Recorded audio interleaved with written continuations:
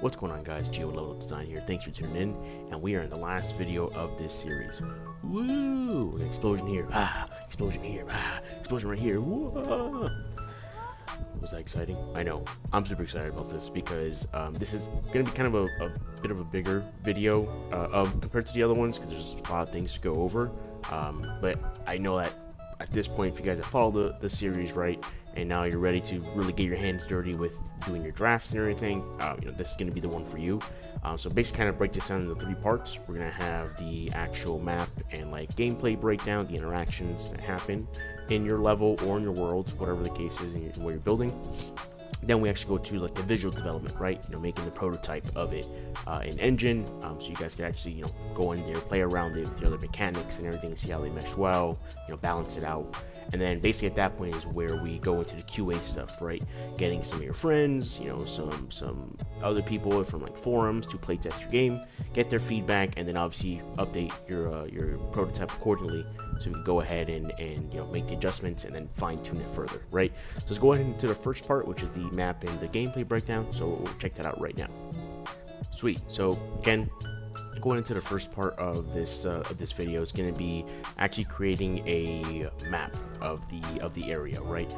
And the map could be a lot of different things. So we could have it as, I personally like to do either a top down or a vertical slice or a side sketch of it. So top down is kind of obvious. It's like if you have a camera looking directly down on your map, right? How does that look? Kind of blocking out how the obstacles are, what's the building layout, the architectural stuff of it. And we could use a lot of things when we're creating this.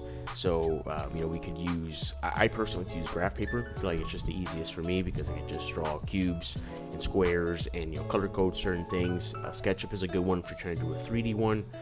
Paint is not really the best one, but you could use it, obviously. It is a good tool and does have a lot of functionality and stuff in it, but I personally don't like to use that. But graph paper and SketchUp are my main ones. Now with this, again, you're going to be showing out the layout of the area, but a big part of it is the interactions, right? Like what's the pathing of the player going to look like, right? They're going to start in A and they're going to end up in B, but how do they get there? It's not going to be just a straight line to B, right? So you're going to have to plot that out in your map. And typically with plotting out in a map, once you have that completely done, you would go to your LDD and then actually pinpoint that layout, right? How's that going to look? So if player spawns in A and they have to, first step, go collect the key, which is down here, right? I say A's down up here. Go down here to collect the key. All right, you're gonna be saying that. Along from the key to maybe over here, there's an enemy they have to avoid, and maybe a collectible, whatever, and you're gonna be basically just giving a in-depth description of what that kind of looks like, right? That whole transition of it.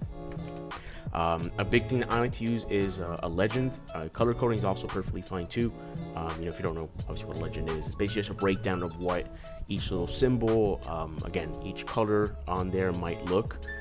So if you have, let's say, red for locked doors, then you put, in your legend, red equals a locked door. If you have a green one as an open one, or maybe a green one that is locked but it needs a key to open it, boom, same thing. You'll have a legend showing exactly what that means in the map. So when somebody, either one, maybe not your lead or someone new to the team is going to be looking over the designs of things, right? They're easily caught up and they know exactly what's going on and how things look. And again, big thing is to make sure that all documentation is in line. You don't want to create your map, go on through the whole process of it, doing QA and everything, and then when someone else new comes on, or maybe you come back to visit, it's super out to date, right? So you want to be able to go on there and adjust it accordingly so that everybody's all on the same page, right? I'm actually going to show you guys an example of what that map kind of breakdown would look like. So let's look at that real quick. So we're going to go over it real quick. I'm not going to go too in depth on this. I've used some examples in my previous videos before. This is a new one. This is one from I had on a platformer project I worked. But you could see, right? So you have to your left over here. I'm just actually going to just use a select tool here. So you have this area here, which is the map, showing out all the forms of the block out, how it looks, right? And then to the right of that, you're going to have what each little icon is, right? Without this, you're looking at it and you have no idea what it means. subconsciously you might see something red here, and that might be, all right, that's a danger zone. You might see something green, and that's something that's open or be able to enter, right? But everything else, the A's, the B's, you don't really know what's going on, right?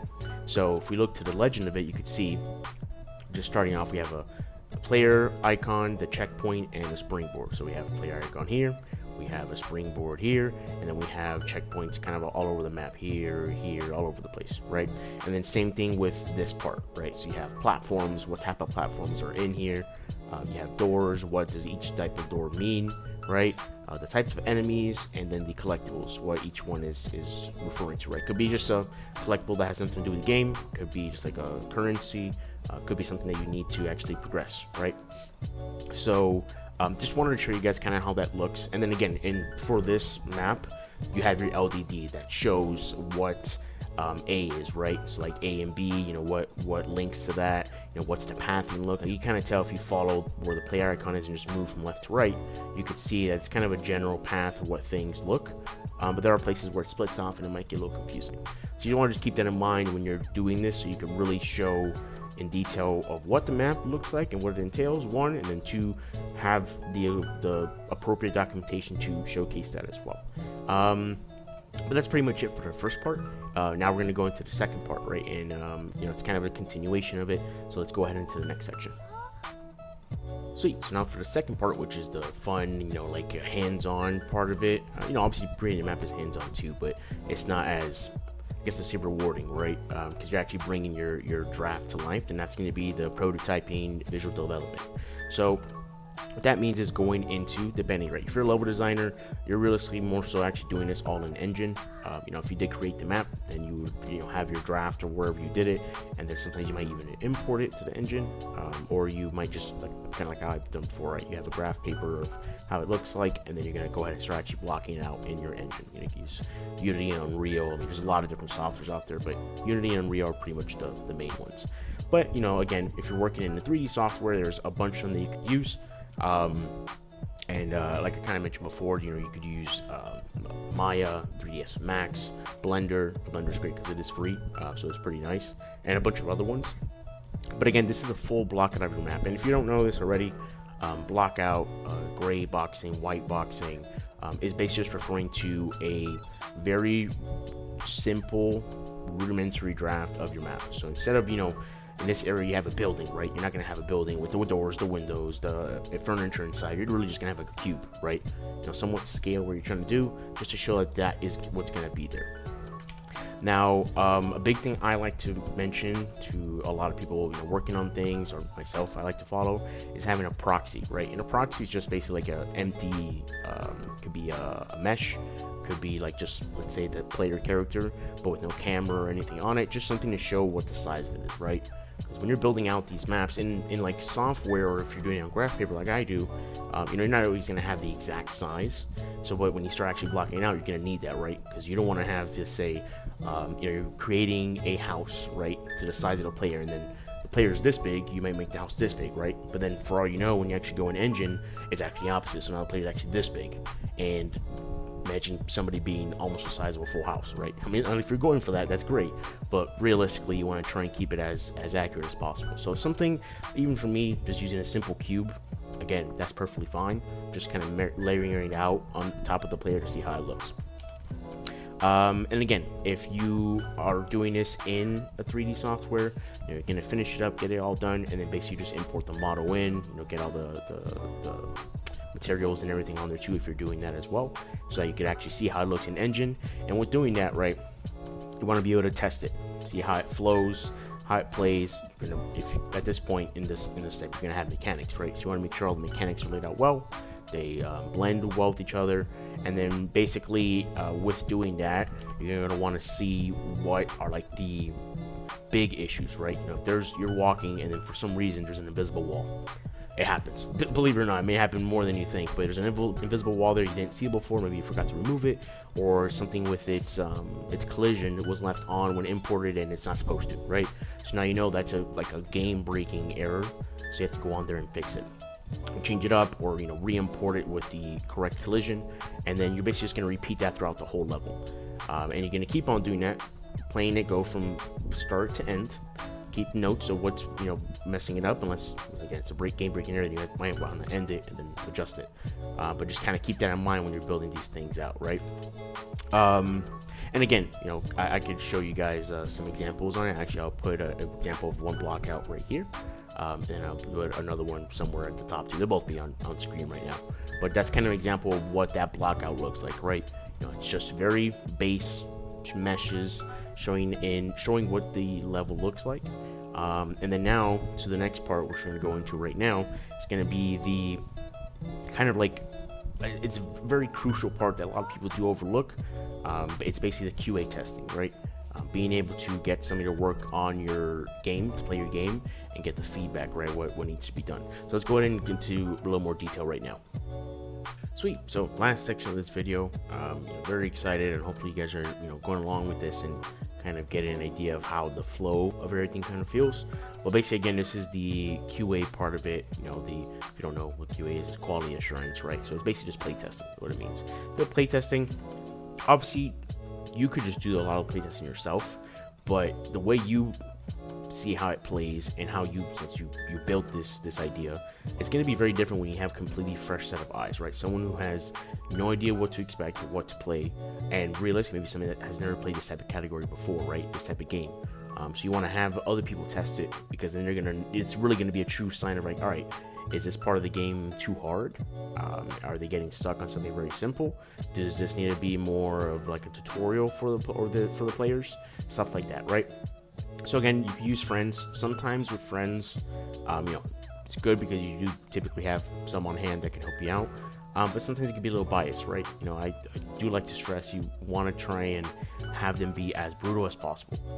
Even if the game does suck, right? It sucks to hear that, but it's better to hear something as boring or stale or not as engaging, because then now you have to balance it, right? Because you're not only gonna, if you're hearing that from your friends, you're gonna hear worse from random people, and that's why I prefer using control groups. Control groups are kind of hard sometimes.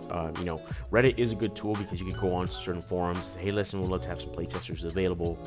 There's certain Discord servers as well that do have that online, that they'll basically have availability for people to go on and playtest it. You set a window, and again, you kind of sit there and watch them. And that's a big thing to do, right, with playtesting, is record. If you're doing this digitally, right, which at this point I'm pretty sure you are, you're gonna have just a one-on-one session with them.